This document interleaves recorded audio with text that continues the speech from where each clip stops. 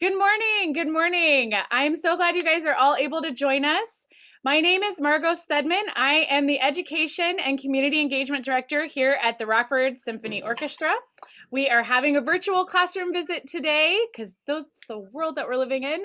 And I am so pleased that we have our principal bass player, Alison Gaines, here with us today, virtually with her big bass.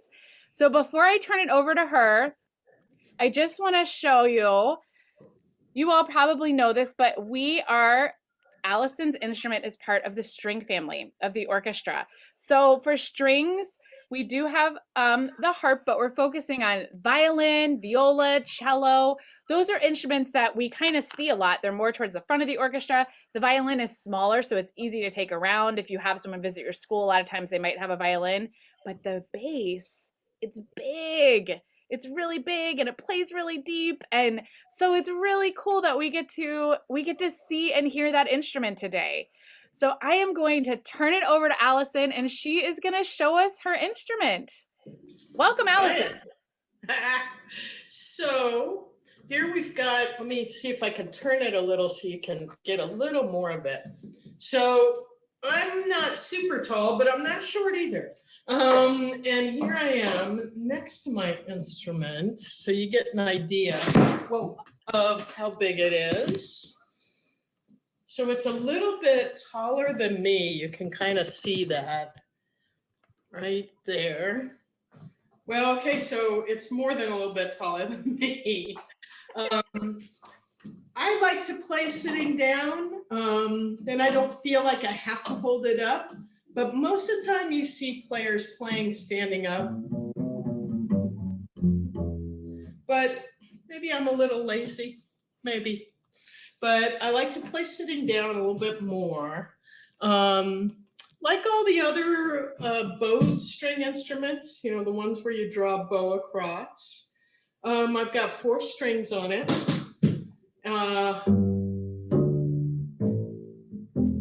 So that's me going from high to low. Now, I spent some extra money, and if you can see this right there, you see kind of these extra things and this extra long string on there.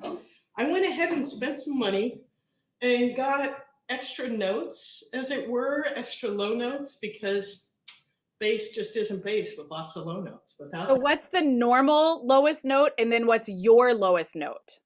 The normal lowest note is E, but thanks to this thing, I open it up and it's like a capo on a guitar where something's clamping down on the string, and when you pull it up, it goes down to a C. So there's that open, and then you can clamp one of the capos down, and it goes to C, also known as D flat.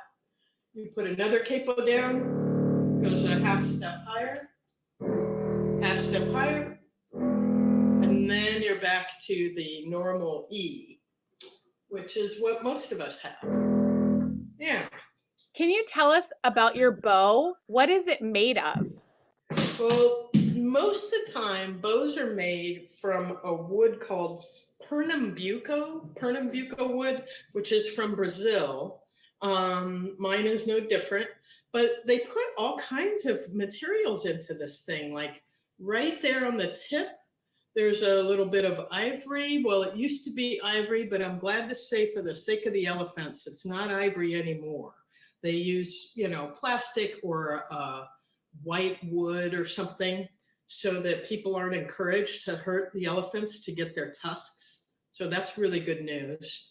And then right inside, you can kind of see that shiny bit inside there. That's what they call mother of pearl, that comes from a shell. Ooh. Then this part is not the Pernambuco, this black wood. It's actually ebony, and there's little bits of silver here and there. And this thing right on the end, you can turn it. And when you look at the bow, when you turn this thing back and forth, this thing moves like that. Can anyone tell me, with the horsehair, there's horsetail hair here, and it doesn't hurt the horse at all. They just trim it off and it grows back. They just feel a little breezy. I'm just saying. But if I make this move back and forth, what do you think it does to this hair? Can anyone tell me what they think would happen? You Is can it, put it in the chat if you have ideas. yeah. So the hair is attached. I'm having a hard time finding the right angle, but the hair is attached to the tip right Oh, here. we're getting some answers. It makes it move. It might tighten it. It will move the hair. That's it. Yes.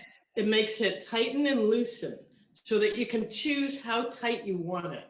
Way back when this instrument was made, the bass that we see today is actually older than the violin family, violin, viola, cello. It's from a different family called the viol, V-I-O-L family. And back then they couldn't tighten or loosen the hair. They used to do it with their fingers, like they pull on it, you know? So eventually, I think in the 1700s, somebody said, well, if you put a little screw inside the stick, I have a little covering on it, and make it, screw, it'll change where this is. So yeah, that's exactly right. Gives us a little choice. Now I have a comment here that when you were playing those low notes before, some of the kids said it sounded like Jaws. Well, I think it is no mistake that John Williams, the guy who wrote Jaws, put it in the bass section to start with. There's just something spooky about it down there.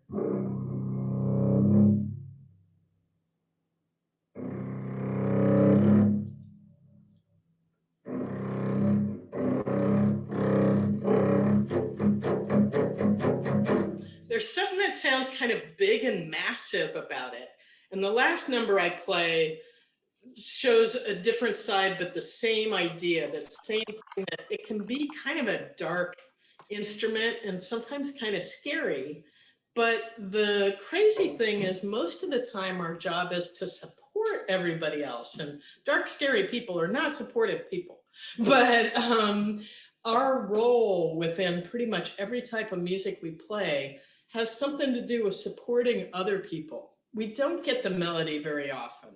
That is for high-pitched instruments, just like rock and roll singers tend to have high voices. In the band, it's like flutes and clarinets get the most melody. In the orchestra, it's high woodwinds and violins that get the most melody. And our job is usually to support them in that. I know you have shared with me that there's one piece where you guys do get the melody and it's based on an animal. Can you play that? And then can people guess what animal it is? Yes, this is, think of a big, big animal, but also picture it maybe as being sort of large but graceful. Okay. Let me get that up. Okay.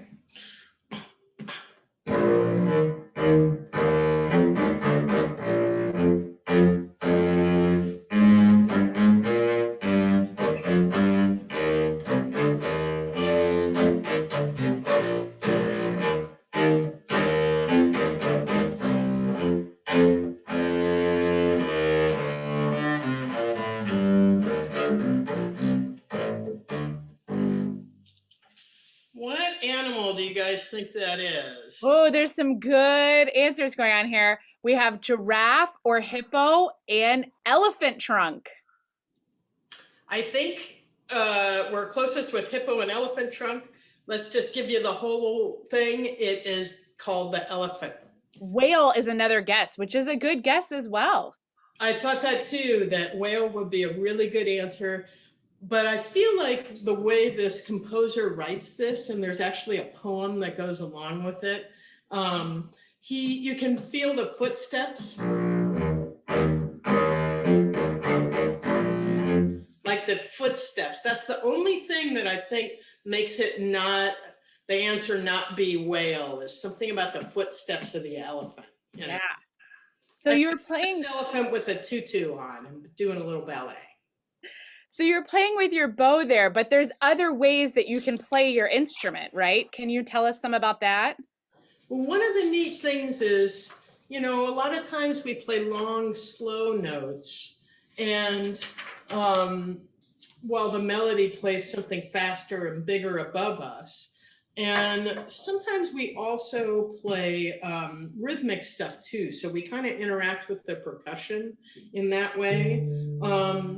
Like you see this more though in other styles of music, it's more obvious. So, like for instance, in bluegrass music, a lot of times the bass player is not only playing the bottom of the note or the bottom of the chord. So, say it's a D chord like that, then other people would be playing something above us, but we'd be holding this long D note or keeping a rhythm. Now, a bluegrass player that plays bass also has to keep kind of a percussive sound. So a bluegrass player might play where they slap the string like that back into the fingerboard, doesn't hurt the instrument at all. So they're pulling out and slapping back, pulling out, slapping back. So that if you notice, bluegrass bands often don't have a drummer, but that's what we're for. In a jazz combo, or a lot of times a rock band, we interact with the drummer on rhythm, but we're also playing pitches. So maybe like a jazz player might do a walking bass line that keeps the rhythm, you know.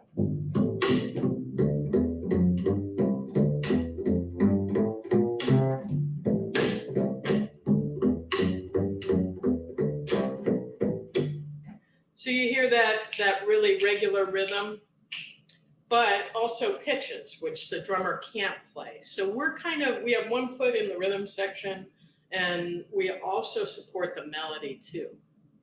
So someone's asked in the chat, what is your bass instrument made of? My bass has a bunch of different kinds of wood. This black part here is called the fingerboard, and it's made of ebony, which is a really hard wood from the continent of Africa.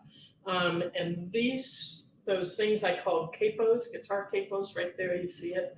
Those are made of ebony also, so they're really strong. My bridge, right there, my bridge is made, I believe, of pine wood or maple. And the body of the instrument, you know, I'm not totally sure what the body of the instrument is made of. You'll see there's also some metal on here. This is something only bass players have. Right there, you see these little circles by the feet of the bass. Because there's so much wood on our instrument, it reacts a lot to changes in weather. And those things are little screws where you can raise and lower the bridge, because when it gets really dry, all this wood kind of shrinks and it makes your strings come down too close to the fingerboard. So you crank those things up, you raise your bridge, and then like in the summer when it gets really kind of humid, all this wood kind of expands a little bit and the strings get too far away from the fingerboard. So you just turn those little knobs and you crank down. And no other string instrument has that. So the first graders would like to know, why is it called a bass? Well, I think even though it's spelled like the fish, B-A-S-S, I think the reality is we usually play the lowest note in a chord. So if you have, like I was talking about, a D major chord, there's specific notes that are going to go with that and are going to be built above that bass note. So we'll play the note that the chord is built on. And most of the time, that's what we do. We play what we call the base of the chord, B-A-S-E. Not totally sure why it evolved that our name is B-A-S-S, but the reality is we're almost always at the foundation of any chord, and the higher instruments take the notes above it, but we are their base. We are their foundation. So another question here is, how do you put the strings on your instrument? It takes a long time. So you'll also notice something that basses have that other string instruments don't have. If you can see there, there's a gear. It's kind of hard to see. You can kind of see this gear. Yeah. There, and what was that? Up there, right? Somewhere around there. So because our strings are so thick, we can't tune a peg directly. They're just too hard to turn. So we turn something that turns a gear that turns the strings. But that means when we change our strings, it takes us a lot longer than it does the other instruments. Plus, the strings are so much longer, that it makes it very time consuming to change our strings. Yeah, it's the way it is. Okay, so a couple more questions. There are a lot of questions. These are good questions. I'm going to throw a bunch out there and then you can kind of ask. Questions are, where did you get your bass from? Why is it so big and how heavy is it? And why did you choose the bass and when did you start playing it? Well, gosh, that's a lot. So I bought this instrument in Los Angeles where I was going to college, and I found out some history about it. It was originally made the parts were made in France, and they were shipped over to someone in Italy who put them together and put sort of some Italian touches on it. But the only tag I have inside is that somebody in England repaired it about 100 years ago, like 1922. Somebody did some repairs to it and they put their name inside and the city they lived in. So it says this repairman's name, and it says Luton, England, 1922, inside of this bass. I wish it could talk. I so want to know where it's been and when it's played. I had started as a cellist, which is way easier to carry. But in middle school, I started playing bass guitar, and I wish I had my bass guitar here to show you. But my middle school pep band teacher said, "Hey, we need a bass guitar. Isn't it kind of like the cello?" And I'm like, "I don't know, let's see." So I started playing bass guitar and jazz band, and I really liked it. And I realized that this instrument can be played either bass guitar or the upright in country music, orchestra music, rock and roll. I realized that this instrument would allow me to play way more types of music than the cello would. Although the cello is a beautiful instrument, this one is just, I guess, the base of the foundation of the group is something that's needed in every style of music. And I really like to play different styles. So is it heavy? It's not too heavy because it's hollow. It's all hollow inside. And that brings me to that question of why is it so big? Apparently, when you have an instrument that isn't electrified, so that the sound isn't enhanced by, electronics, you need to build the body of the instrument bigger the lower you go. So you'll notice that a flute is not very big, but you look at a bassoon and it's like this long. It's like 3 times the length of a flute. And I guess that means that the instrument, when it's lower pitched, needs more space to sort of resonate in, to vibrate in. So the lower the pitch the instrument, the bigger the body is going to be. Just like a tuba is more than twice the size of a trumpet. There you go. So I think we have just a few minutes left. We're getting close to the end of our time. But I wonder, Allison, if you shared with me earlier a piece of music that wasn't written for the bass, but you wished that it were, and I wonder if you could play it and maybe the students can guess what it is. Well, you guys hit on the idea that this is like the Jaws instrument. We also had the cute and graceful elephant. This instrument can be cute or scary. And this one, I'll let you decide what this film theme makes you feel.